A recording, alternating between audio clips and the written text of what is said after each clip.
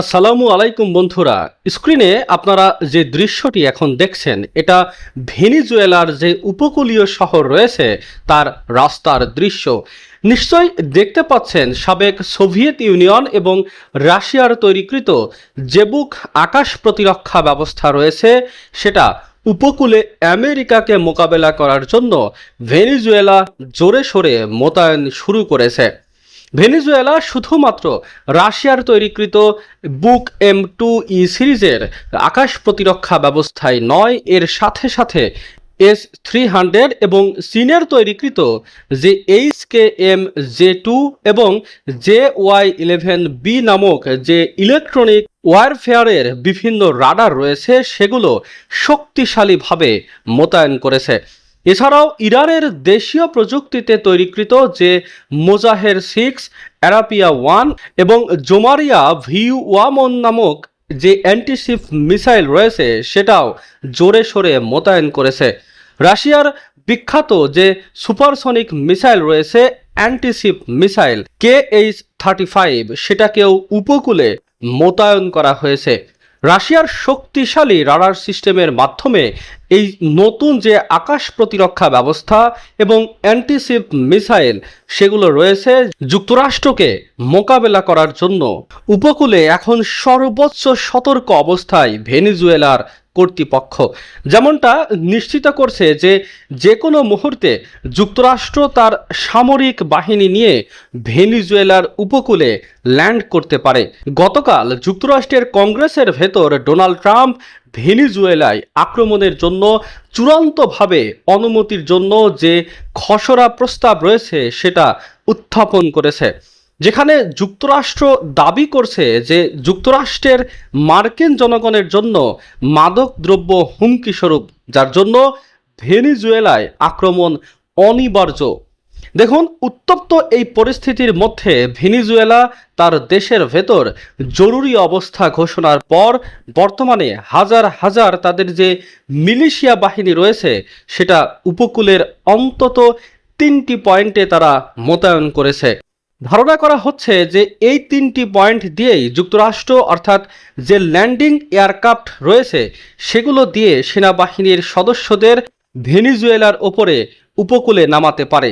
তারপর পরিকল্পনা রয়েছে উপকূলের কয়েকটি শহর দখল করার পর একটি বেস ক্যাম্প তৈরি করে তারপর যুক্তরাষ্ট্র ভেনিজুয়েলার অভ্যন্তরে আরও শক্তিশালী হামলা করবে। প্রথমে তারা উপকূলীয় একটি শহর দখল করতে চায়, যেটা যুক্তরাষ্ট্রের বেস ক্যাম্প হিসাবে ব্যবহার করা হবে।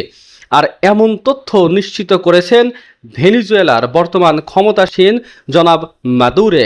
পরিস্থিতি আসলে কতটুকু জটিল এবং কতটা ঝুঁকিপূর্ণ হয়ে গেছে এই মুহূর্তে স্ক্রিনে আপনারা দেখতে পাচ্ছেন। CNN এর প্রতিবেদনে পরিষ্কার বোঝা যায়, যেখানে ভেনিজুয়েলা নিশ্চিত করছে যে যুক্তরাষ্ট্রের অন্তত 5টি F-35 যুদ্ধ বিমান ভেনিজুয়েলার যে কোস্ট লাইন রয়েছে তার 75 কিলোমিটারের মধ্যে প্রবেশ করেছে এবং সেগুলো মহড়া দিয়েছে ভেনিজুয়েলার আকাশে।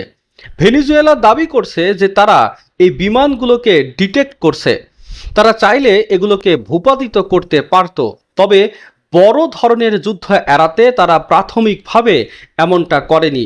ওয়াশিংটন বা যুক্তরাষ্ট্রকে সতর্ক করেছে যে এই ধরনের পদক্ষেপ যদি তারা আবারও নেয়, আবার যদি ভেনিজুয়েলার আকাশ তারা লঙ্ঘন করে, তাহলে অবশ্যই ভেনিজুয়েলা শক্তিশালী পদক্ষেপ নেবে। এবং গুরুত্বপূর্ণ একটা বিষয় হলো যে ভেনিজুয়েলার কাছে বর্তমানে S-300 আকাশ প্রতিরক্ষা ব্যবস্থা আছে, S-400 নেই বা S-500 নেই। যে S-300 ইরানের অন্যতম রক্ষা কবচ বা আকাশ প্রতিরক্ষা কবচ, এখন ভেনিজুয়েলার এই S-300 আকাশ প্রতিরক্ষা ব্যবস্থা এই যুক্তরাষ্ট্রের F-35 যুদ্ধ বিমানকে শনাক্ত করতে পারল। ইরানের S-300 আকাশ প্রতিরক্ষা ব্যবস্থা কেন শনাক্ত করতে পারল না? যুক্তরাষ্ট্রের বিখ্যাত এই F-35 যুদ্ধ বিমানকে কোনো শত্রু বিমানের বিরুদ্ধে আকাশে বা মিসাইলের বিরুদ্ধে ডগ ফাইট বা ফাঁকি দেওয়ার জন্য শক্তিশালীভাবে তার পাওয়ার হাউস ব্যবহার করে এমনভাবে ডিজাইন করে তৈরি করা হয়নি।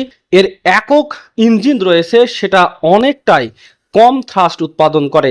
আর এই ডিজাইনের জন্যই করা হয়েছে যে যাতে অতিরিক্ত থ্রাস্টের কারণে এখানে অতিরিক্ত তাপ উৎপাদন না হয় এবং রাডারের সিগনেচারে যাতে না ধরা পড়ে, এজন্যই কিন্তু একে তৈরি করা হয়েছে। এর প্রধান সক্ষমতা হলো রাডারকে ফাঁকি দেওয়া। যদি একবার রাডার শনাক্ত করতে পারে এটাকে এবং মিসাইল ফায়ার করতে পারে, তাহলে সেই মিসাইলের আঘাত থেকে এটা রক্ষা পাওয়ার সম্ভাবনা অনেকটাই কম। যেহেতু এটা দ্রুত গতির যুদ্ধ বিমান নয়, এর গতি ঘন্টায় 1200 থেকে সর্বোচ্চ 1600 কিলোমিটার, যেখানে আধুনিক যুদ্ধ বিমানগুলোর গতি 2300 থেকে 2400 কিলোমিটার পর্যন্ত হয়ে থাকে। সুতরাং এক্ষেত্রে ভেনিজুয়েলা যে দাবিটা করেছে যে আমরা এই যুদ্ধ বিমানটিকে ডিটেক্ট করেছি, চাইলে আমরা ভূপাতিত করতে পারতাম, তাদের এই দাবির মধ্যে কিন্তু অনেকটাই সত্যতা রয়েছে। 70 থেকে 80% সম্ভাবনা ছিল ডিটেক্ট করার পর তারা যদি S-300 এর মিসাইল ফায়ার করত তাহলে এটা ভূপাতিত হতে পারত। এর পূর্বে কিন্তু সিরিয়ার ভেতর রাশিয়ার যে S-300 মোতায়েন ছিল সেটা ইসরায়েলের একটা বিমানকে হিট করেছিল, যেখানে ইসরায়েল পরবর্তী সময়ে এই পুরো সাকসেসফুল গল্পটাকে পাখির আঘাতে এমন হয়েছে এমনভাবেই তারা স্টেটমেন্ট দিয়ে এটাকে চাপিয়ে দিয়েছিল বা দাবিয়ে দিয়েছিল, এমনটাই কিন্তু ঘটেছে। এখন প্রশ্ন হলো যে ভেনিজুয়েলার এই S-300 এতটা শক্তিশালী হলে ইরানের এই S-300 কেন শক্তিশালীভাবে ইসরায়েলের আক্রমণ বা এই F-35 গুলোকে কেন প্রতিহত করতে পারল না? নিশ্চিতভাবে এই জিনিসটা কিন্তু এখানে প্রমাণিত হয় যে রাশিয়ার গোপন সহযোগিতার কারণেই ইসরায়েল এই রাডারের তরঙ্গগুলোকে ফাঁকি দিতে পেরেছে এবং ইরানের কাছে থাকা S-300 গুলো ভেনিজুয়েলার মতো এতটা কার্যকর হতে পারেনি। একদিকে যখন যুক্তরাষ্ট্রের পঞ্চম প্রজন্মের যুদ্ধ বিমানগুলো ভেনিজুয়েলার আকাশে গর্জন করছে যে কোনো মুহূর্তে চূড়ান্ত পদক্ষেপ হবে এবং তাদের মিসাইলগুলো ফায়ার অবস্থায় ঠিক এমন একটা অবস্থায় ভেনিজুয়েলার উপকূলে যুক্তরাষ্ট্রের যে যুদ্ধ জাহাজগুলো মোতায়েন রয়েছে সেগুলো আবারও কিন্তু ভেনিজুয়েলার একটা জাহাজের বিরুদ্ধে, একটা বোটের বিরুদ্ধে শক্তিশালী হামলা করেছে। যুক্তরাষ্ট্রের সংবাদ মাধ্যম New York Post, Al Jazeera এবং রয়টার্স সকল সংবাদ মাধ্যমে অন্যতম বড় শিরোনাম হলো যে এটি হঠাৎ করে চতুর্থ দফায় এই ভেনিজুয়েলার বোটের বিরুদ্ধে এই নতুন শক্তিশালী হামলা করল যুক্তরাষ্ট্র এবং এই ঘটনায় সম্পূর্ণ সেই বোটটি ধ্বংস হয়ে গেছে এবং সেখানে অন্তত 4 জন নিহত হয়েছে। এটা নিশ্চিত করেছে যুক্তরাষ্ট্র।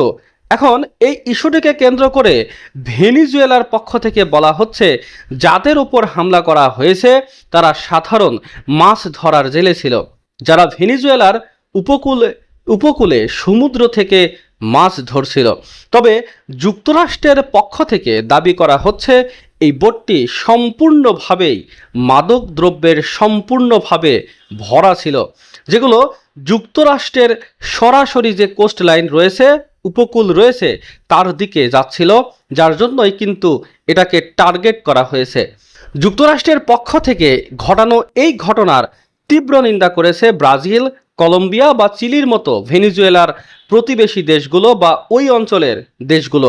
এটা সরাসরি যুক্তরাষ্ট্র ভেনিজুয়েলার সার্বভৌমত্ব লঙ্ঘন করেছে। আন্তর্জাতিক আইনের পরিপন্থী এমন হিসাবেও তারা ঘোষণা দিয়েছে এবং যে কোনো পরিস্থিতিতে ভেনিজুয়েলার পাশে রয়েছে আঞ্চলিক এই দেশগুলো, সেটাও কিন্তু তারা নিশ্চিত করেছে। এখন যুক্তরাষ্ট্রের পক্ষ থেকে এই ইস্যুটিকে কেন্দ্র করে জোরালোভাবেই বলা হয়েছে নিজেদের দেশের জনগণকে মাদকদ্রব্য থেকে রক্ষা করার জন্য এই ধরনের হামলার অধিকার রয়েছে তাদের, তারা হামলা করতে পারে। এখন জাতিসংঘ এই ইস্যুটিকে কেন্দ্র করে অনেকটাই কিন্তু নীরব। আমরা জানি যে জাতিসংঘ সম্পূর্ণভাবে কন্ট্রোল করে যুক্তরাষ্ট্র। যুক্তরাষ্ট্রের স্বার্থে যেই স্টেটমেন্টটা যাবে, জাতিসংঘ শুধুমাত্রই সেই স্টেটমেন্টেই সম্মতি দেয়।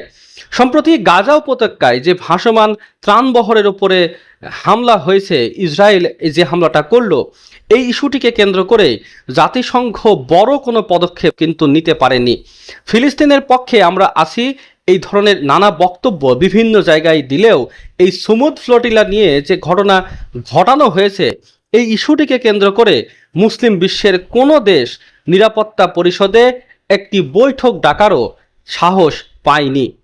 সিদ্ধান্ত কি হবে সেটা কিন্তু পরের বিষয়, তবে নিরাপত্তা পরিষদের যে একটা বৈঠক ডাকা অত্যন্ত জরুরি ছিল, যেটি মুসলিম বিশ্ব বা অন্যান্য কোনো দেশই তাদের নিজস্ব আগ্রহে বৈঠক ডাকার কোনো ধরনের প্রয়োজনীয়তা মনে করেনি।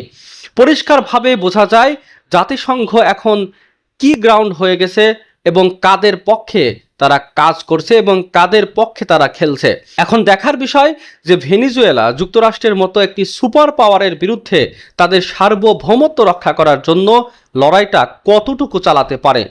তো বন্ধুরা, আজকের মতো এখানেই শেষ। নতুন কোনো ভিডিও নিয়ে আবারও দেখা হবে আপনাদের সামনে। সে পর্যন্ত ভালো থাকবেন, সুস্থ থাকবেন আর বাংলাদেশকে ভালোবাসবেন। আল্লাহ হাফেজ।